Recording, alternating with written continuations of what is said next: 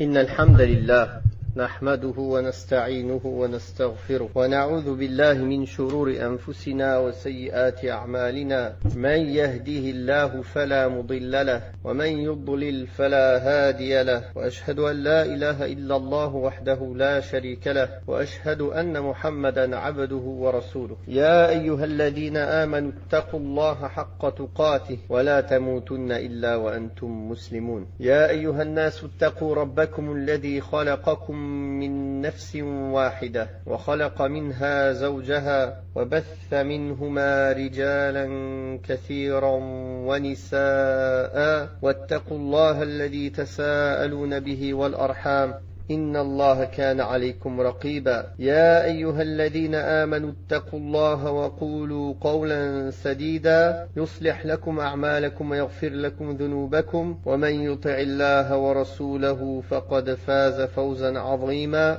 أما بعد فإن أصدق الحديث كتاب الله وخير الهدي هدي محمد صلى الله عليه وسلم وشر الأمور محدثاتها وكل محدثة بدعة وكل بدعة ضلالة وكل ضلالة في النار. Nous allons commencer aujourd'hui le premier chapitre de ce livre. En fait, dans certaines éditions, nous allons trouver que c'est le deuxième chapitre et dans certaines que c'est le premier chapitre, en considérant que ce que l'on a fait la dernière fois était une introduction du Cheikh rahimahullah. Ce chapitre qui est nommé du mérite du tawhid et des péchés qu'il permet d'expier. Allah subhanahu wa ta'ala a dit alladhina amanu wa lam yalbisu imanahum bi dhulmin ulaika lahumul amn wa hum muhtadun. Dans le sens des versets, ceux qui ont cru et n'ont point troublé la pureté de leur foi par quelque injustice, ceux-là ont la sécurité et ce sont eux les bien guidés. Donc ce chapitre, barakallahu fikum, dans ce chapitre le cheikh va citer quelques vertus parmi les vertus du tawhid. Mais en vérité il y a beaucoup plus de vertus que cela. Il y a des épîtres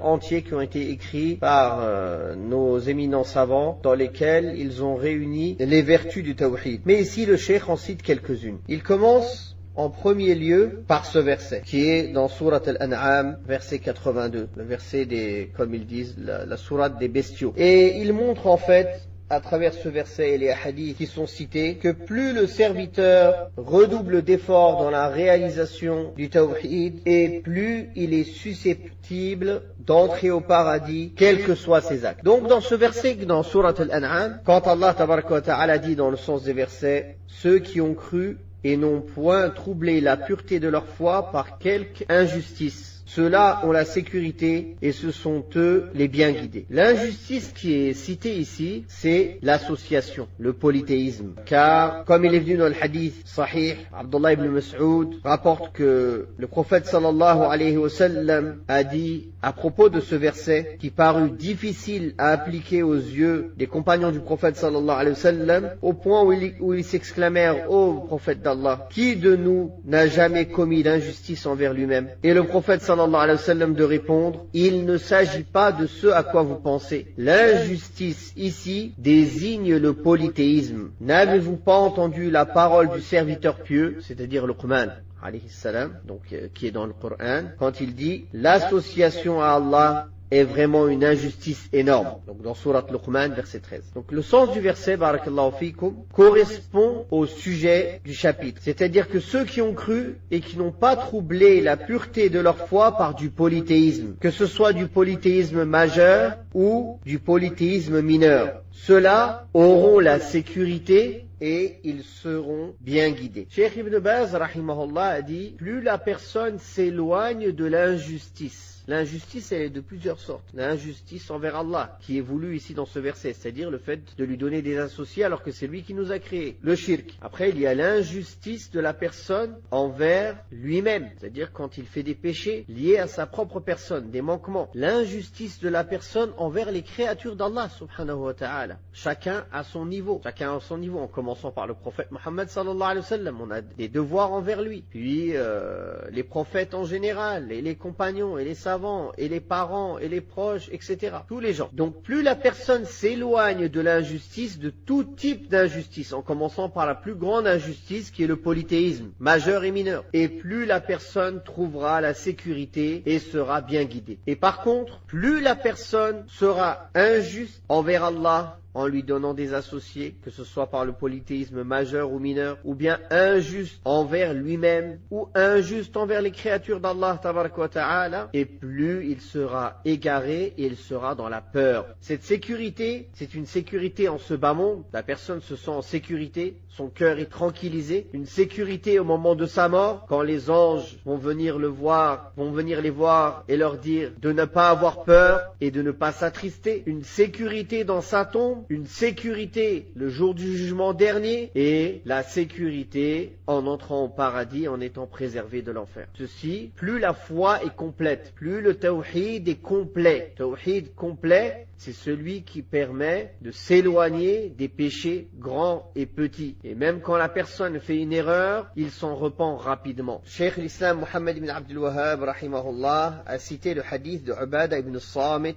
radiyallahu anhu, qui a dit, le prophète sallallahu alayhi wa sallam a dit, quiconque atteste qu'il n'y a nulle divinité en droit d'être adorée si ce n'est Allah, unique et sans associé, que Muhammad est son serviteur et messager, que Isa, Jésus comme ils traduisent, est le serviteur d'Allah, son messager, sa parole qu'il envoya à Maryam et une âme venant de lui, que le paradis est vrai et que l'enfer est vrai, entrera au paradis quels que soient ses actes. Ce hadith, il est rapporté par le Bukhari et Muslim. Ce hadith, dans lequel le prophète sallallahu alayhi wa sallam dit « Quiconque atteste qu'il n'y ait nulle divinité en droit d'être adoré si ce n'est Allah ». Il ne s'agit pas ici de la simple prononciation, mais c'est de prononcer cette attestation de foi avec les conditions de validité de la ilaha illallah. Sincèrement, avec véracité, avec la soumission, l'acceptation, etc., etc. Les 8 conditions ou 9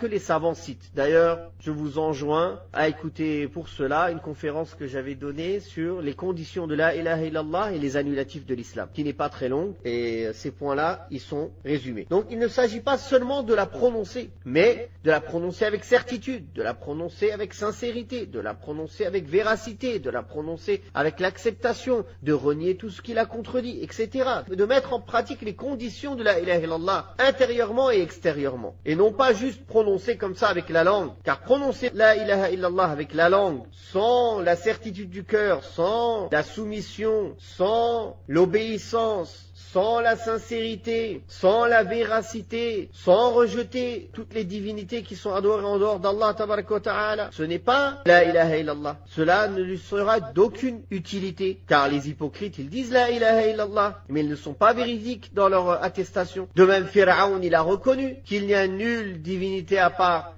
celle de Bani Israël ou celle de Moussa, c'est-à-dire Allah tabaraka wa ta'ala, nul Dieu digne d'être adoré si ce n'est Allah subhanahu wa ta'ala. Mais il l'a dit juste avec sa langue, au moment où il a vu qu'il allait être noyé. Donc, le dire juste avec la langue, ce n'est pas utile auprès d'Allah tabaraka wa ta'ala. C'est utile dans ce monde, c'est-à-dire celui qui le dit avec sa langue, dans ce monde, et qui ne nous montre pas un acte clair qui annule son islam, on le traite comme un musulman. On juge selon les apparences. Comme le hadith de Oussama ibn Zayd, où une personne a dit la ilaha illallah et que Oussama l'a rejoint et l'a tué car c'était en plein combat. Et il a cru qu'il l'avait dit juste pour se protéger de son épée, au moment où il a levé l'épée sur lui. Et le prophète sallallahu alayhi wa sallam a dit à Oussama, est-ce que tu as fendu son cœur pour voir est-ce qu'il l'avait dit avec véracité? Que diras-tu devant Allah contre la ilaha illallah? Que diras-tu devant Allah contre la ilaha illallah? Donc nous on juge selon les apparences. Quelqu'un qui nous montre la foi et qui ne fait pas un acte annulatif de l'islam clair et sans équivoque, nous jugeons de son islam et son compte incombe à Allah subhanahu wa ta'ala. Par contre auprès d'Allah, elle ne sera pas utile tant qu'il n'a pas dit la ilaha illallah avec les conditions. Ici, dans le hadith de Ubadah ibn Samit, c'est ça qui est voulu. Quiconque atteste qu'il n'y a nulle divinité en droit d'être adorée si ce n'est Allah, unique et sans associé, que Muhammad est son serviteur et son messager, que Isa est le serviteur d'Allah. Donc premièrement, en disant que Mohammed est son serviteur et son messager, c'est-à-dire que le prophète sallallahu alayhi wa sallam est un serviteur, contrairement à ce que disent certaines sectes qui ont ressemblé aux chrétiens, qui disent que c'est une part d'Allah, certaines sectes qui s'affilient à l'islam. Et c'est un messager, donc c'est un serviteur qu'on ne doit pas adorer. Et c'est un messager, nous devons accepter tout ce dont il nous informe de la part d'Allah subhanahu wa ta'ala. De même, Isa est le serviteur d'Allah. Donc ceci est une réponse aux chrétiens. Une partie d'entre eux ont dit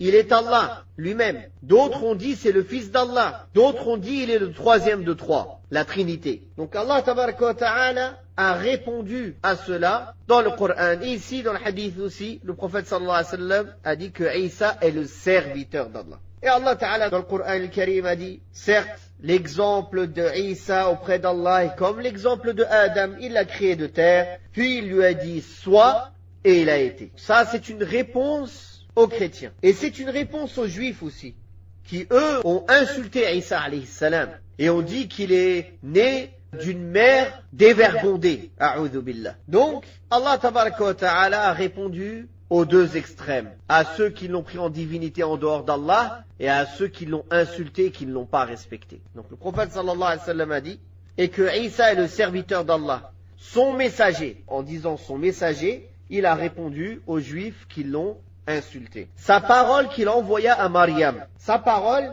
ça veut dire c'est pas la parole d'Allah tabaraka wa ta'ala quand Allah il parle comme le Coran. Sa parole ici ça veut dire kun, soit. Quand Allah il a dit soit, Isa a été, comme cela a été expliqué dans le verset plus haut. Inna mathala Isa inda Allahi ka mathali Adam, khalaqahu min turabin thumma qala lahu kun fayakun. Il l'a créé de terre, puis il lui a dit soit, et il a été. Comme c'est venu dans le verset 59 de Surat Ali Imran. Donc, quand ici le prophète sallallahu alayhi wa sallam dit sa parole qu'il envoya à Maryam, c'est-à-dire le fait qu'Allah a dit kun. Allah il lui a dit soit. C'est ça sa parole. Et une âme venant de lui. Wa ruhum minhu. C'est-à-dire une âme parmi les âmes qu'Allah a créées subhanahu wa ta'ala. Et ça vient dans le même sens que le verset dans Surat al-Jathiyah, verset 13, où Allah tabaraka wa ta'ala dit وَسَخَّرَ لَكُم مَّا فِي السَّمَاوَاتِ وَمَا فِي الْأَرْضِ جَمِيعًا مِّنْهُ. Et il vous a soumis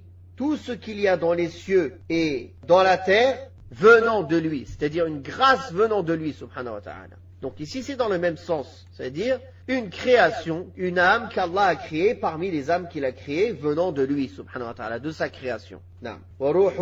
Et que le paradis est véridique, et que l'enfer est véridique. Il entrera au paradis quels que soient ses actes. Ce hadith est une réponse aux Khawarij, qui disent que celui qui fait des grands péchés, c'est un mécréant. Et aux Mu'tazila, qui disent que celui qui fait des grands péchés, dans ce monde, il est ni croyant, ni mécréant. Il est dans une station intermédiaire entre les deux, et dans l'au-delà, il sera éternellement en enfer. On voit dans ce hadith que celui qui dit La ilaha illallah sincèrement, avec les conditions qu'on a citées, même si il lui arrive de faire des péchés, même des grands péchés, il pourra passer par l'enfer, mais il n'y restera pas éternellement. L'enfer ne sera pas sa demeure éternelle. Un jour ou l'autre, il entrera au paradis pour y rester éternellement. Et c'est ça le sens, il entrera au paradis, quels que soient ses actes. À condition, bien sûr, qu'il n'annule pas cette parole. La ilaha illallah par un acte, par une parole, par une croyance ou par un doute. Car quelqu'un, il peut annuler sa foi par une de ces quatre choses. Par le doute, par une parole, par un acte ou par une fausse croyance. Puis, Al-Bukhari et Muslim rapportent un hadith de Itban. Allah subhanahu wa ta'ala a interdit au feu de l'enfer de toucher toute personne attestant qu'il n'y ait pas de divinité en droit d'être adorée si ce n'est Allah, ne cherchant par là que le visage d'Allah. Donc ici déjà il a cité dans ce hadith une condition parmi les conditions de la ilaha illallah qui est quoi? La sincérité dans cette attestation de foi. Donc quand une personne elle recherche la face d'Allah tabaraka wa ta'ala en prononçant cette parole qui est la formule du tawhid, tout en remplissant ses conditions et en respectant ses implications, Allah tabaraka wa ta'ala traite cette personne avec miséricorde et lui donne ce qu'il lui avait promis, à savoir qu'il la préserve cette personne contre le feu de l'enfer. Et ceci est une immense faveur de la part d'Allah tabaraka wa ta'ala. Quant à la personne qui se présente devant Allah tabaraka wa ta'ala avec le tawhid, en ayant délaissé son contraire, qui est le polythéisme, mais en ayant toutefois commis quelques péchés et transgressions, et qui est morte sans s'être repentie de ses péchés, son sort dépendra de la volonté d'Allah subhanahu wa ta'ala. S'il veut, il le châtie par sa justice, puis après il le sortira du feu de l'enfer, après que cette personne y ait passé un certain temps. Et si Allah veut, il lui pardonne et il l'interdit au feu de l'enfer de le toucher initialement et il rentre directement au paradis par sa miséricorde, subhanahu wa ta'ala. Donc les actes d'Allah tabaraka wa ta'ala sont entre sa justice et sa miséricorde. Il n'y a aucune injustice dans ce qu'Allah tabaraka wa ta'ala fait. Puis il a cité le hadith d'Abu Sa'id al-Khudri radiyallahu anhu, qui rapporte que le prophète sallallahu alayhi wa sallam a dit, Moussa alayhi salam a dit, Seigneur, enseigne-moi une chose au moyen de laquelle je me souviendrai de toi et t'invoquerai. Allah dit, dis ô Moussa, la ilaha illallah. Il n'y a nulle divinité en droit d'être adorée si ce n'est Allah. Moussa s'écria, Seigneur, tous tes serviteurs disent cela. Allah dit alors, ô Moussa, si les 7 cieux et leurs occupants, mis à part moi, et les 7 terres étaient posés sur un des plateaux d'une balance, et que la parole la ilaha illallah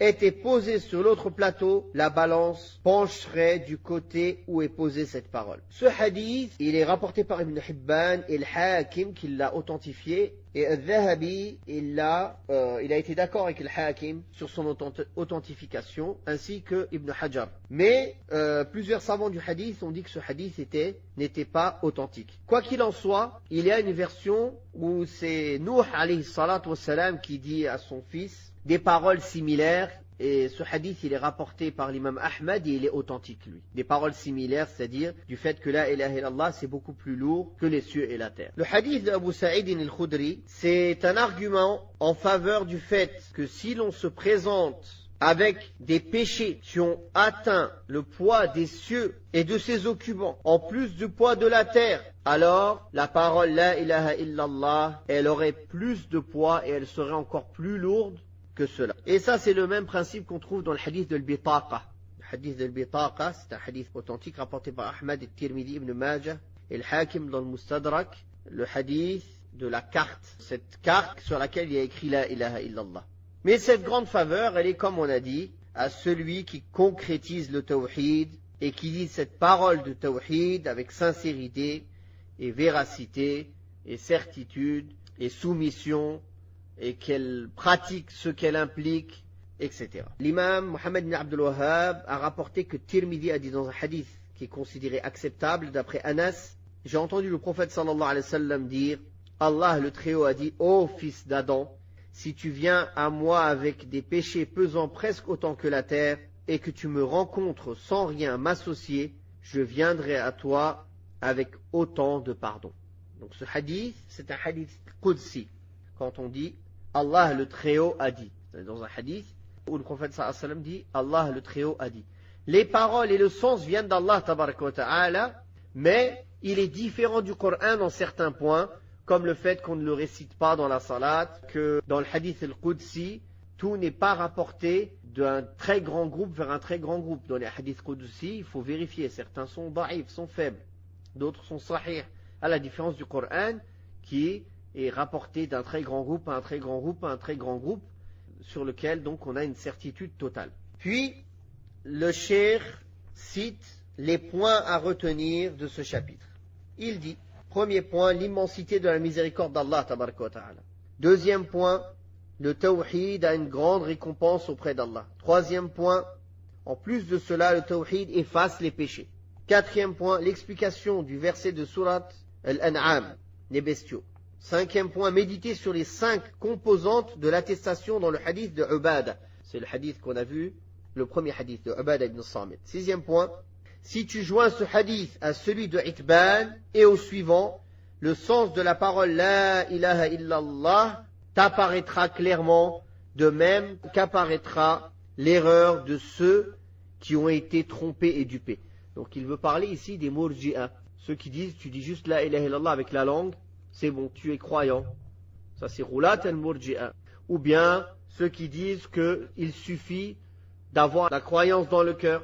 ou ceux qui disent qu'il suffit d'avoir la croyance dans le cœur et de le dire avec la langue, mais tu n'as pas besoin d'agir avec ton corps. Tu n'as aucun acte à faire. Donc, le cheikh dit que quand on réunit tous les hadiths qui parlent de cela, on voit bien que c'est une réponse à ceux qui se sont fait tromper par Shaitan.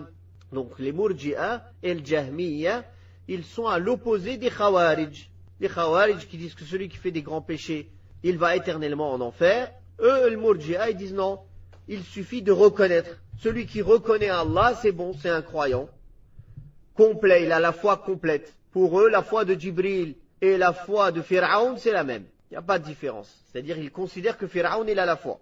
Allahul Musta'an. Septième point, souligner la condition mentionnée dans le hadith de Itban.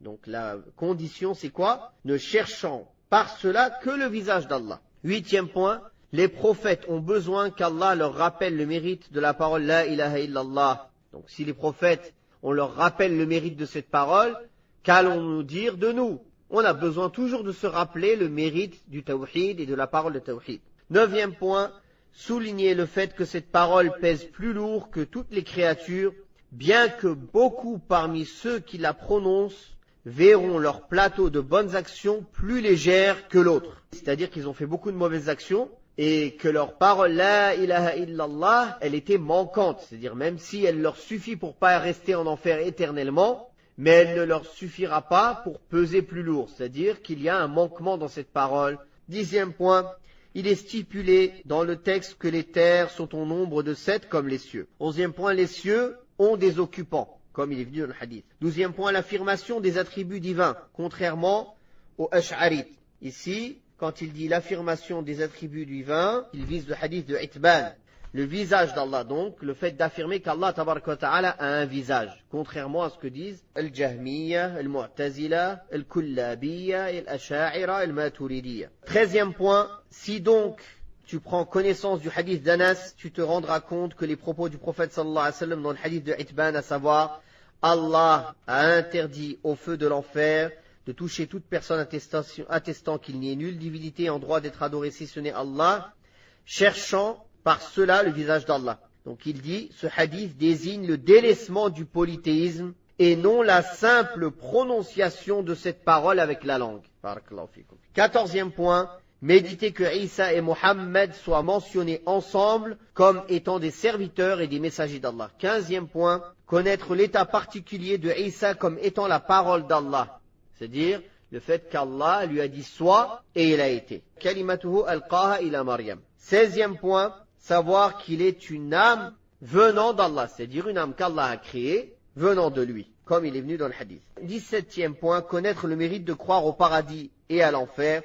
18e point, connaître la parole du prophète sallallahu alayhi wa sallam, quels que soient ses actes. 19e, savoir que la balance comporte 2 plateaux, comme il est venu dans le hadith. 20e, la mention faite du visage d'Allah subhanahu wa ta'ala. Comme vous pouvez le remarquer, les points que Cheikh Mohammed bin Abdul Wahhab cite, ce ne sont pas des explications détaillées. Il reprend en fait des mots du hadith, il les extrait, ou il y rajoute juste un éclaircissement pour que le sens voulu des textes soit éclairci pour le lecteur, tout simplement. Et ça montre sa grande et sa profonde science, c'est-à-dire qu'il ne s'éloigne pas des textes. Il explique les textes par les mêmes mots du texte, sauf qu'il les isole en points détaillés, pour qu'on puisse y voir plus clair. Wallahu ta'ala a'la wa a'lam. Wa sallallahu ala Muhammadin wa ala alihi wa sahbihi wa sallam.